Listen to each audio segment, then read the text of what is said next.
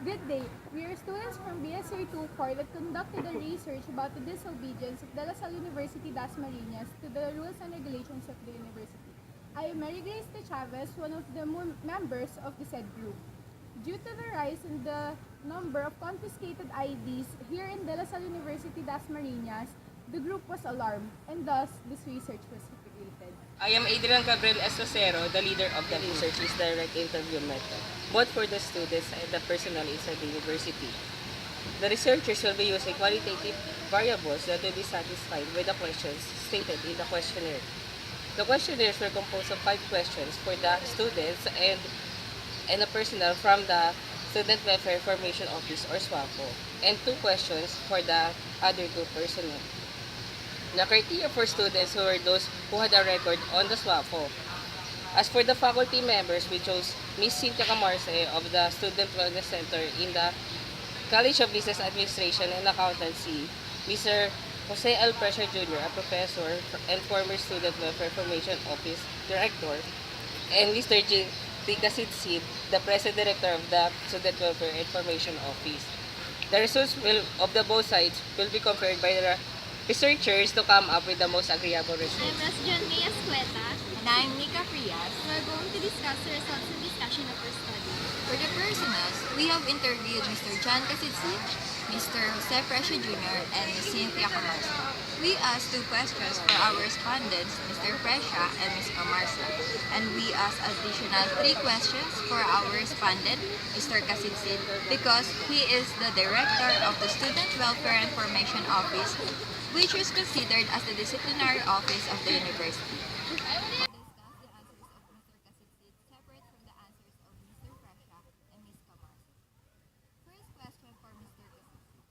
What is the average number of students caught for the disobedience of the rules and regulations in a day?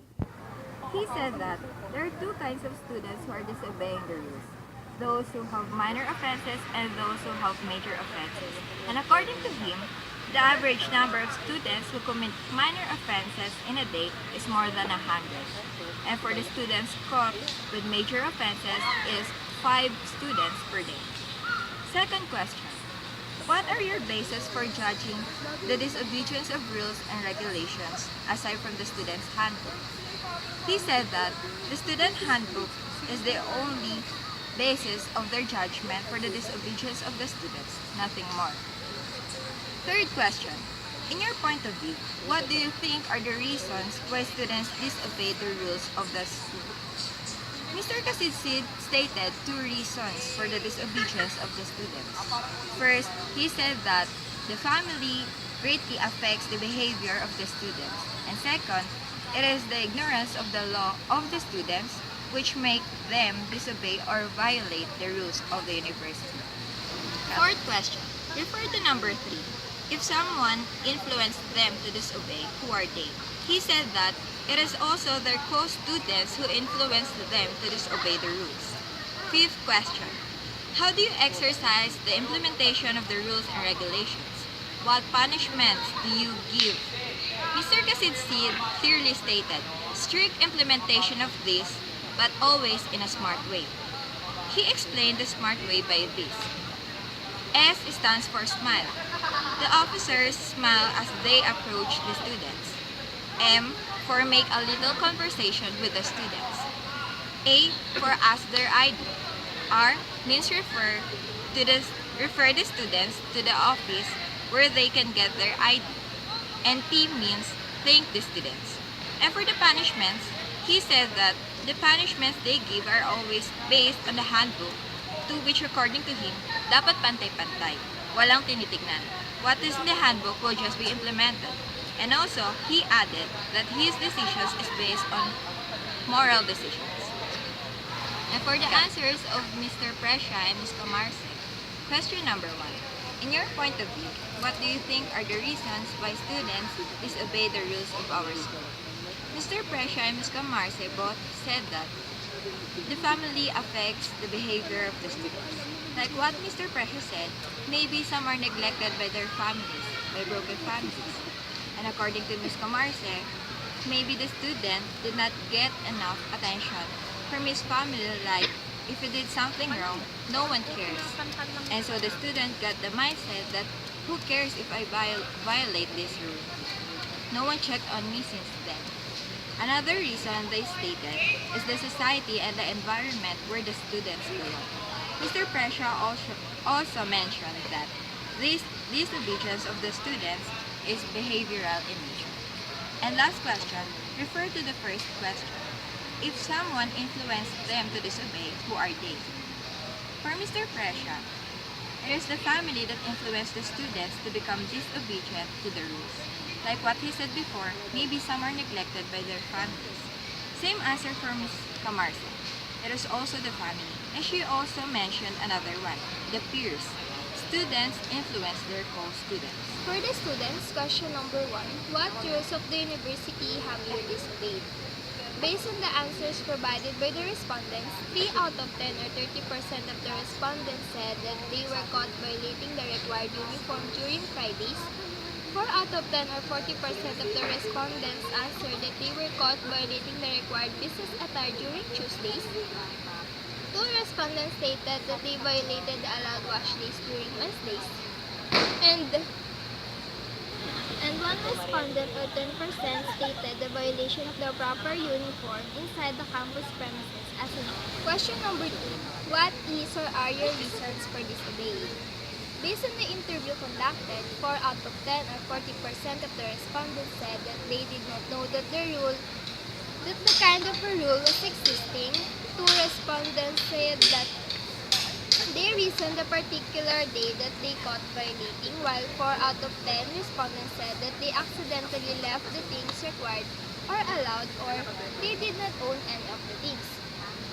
While all of the respondents said that they did not do it on purpose based on their reasons table. Question number 3. Were there any external factors that triggered the disobedience? Were you influenced by someone to break the rules? Based on the interview conducted, 30% of the respondents answered that the factors is that they did not know that the rule was existing. 10% said that the factors is their irresponsibility. Another 10% is answered that it is because of their forgetfulness, and while half of the respondents or 50% said that there is no factors that affected the disobedience. And as of the influences, 10% of the respondents said that they were influenced by their classmates or co-member, while the 90% said that no one influenced them. Question number 4. In your opinion, is the dissemination of the rules and regulations of the university enough? Based on the interview conducted, 4 out of 10 respondents answered that the dissemination of the rules and regulations were enough, while 6 out of 10 respondents answered that the dissemination of the rules and regulations were not. Question number 5. Do you think that the implementation of the rules and regulations are effective? Are the punishments or consequences enough and just? Based on the observation done in the conducted interview, 7 out of 10 respondents agreed that the implementation of rules and regulations of the university is effective, while 3 respondents disagreed. And as of the punishment, 6 out of 10 respondents agreed that the punishments or consequences given by the enforcers were enough and just, while the other 4 respondents answered with disagreement for different reasons. Therefore, we concluded the student said that the reason they evaluate is the ignorance that the rule exists, while the personnel said was influences from different people and environment. The average number of confronted students per day is 100 for minor offenses and 5 for major offenses. And the most common violation was the violation of the specified uniforms. The most agreeable factor is the personalities or influences coming from people, especially those students. Now, let us move on to our recommendations. We've prepared 4 recommendations with regards to our research. First, we recommend that the SWAPO will focus on the dissemination of rules to the students. They can do this through invading the social networking sites and through our school book, because students nowadays are always online. Second, they should provide more specific examples of their rules, especially on the topic of proper schoolwear. Third, we recommend the students to be more responsible with their actions and always follow the rules to lessen the hassle of being confronted by the SWAPO. And lastly, for the researchers who would like to conduct the same study, we recommend that they should interview more students to enhance the reliability of their results. And that ends the summary of our research paper. Thanks for watching.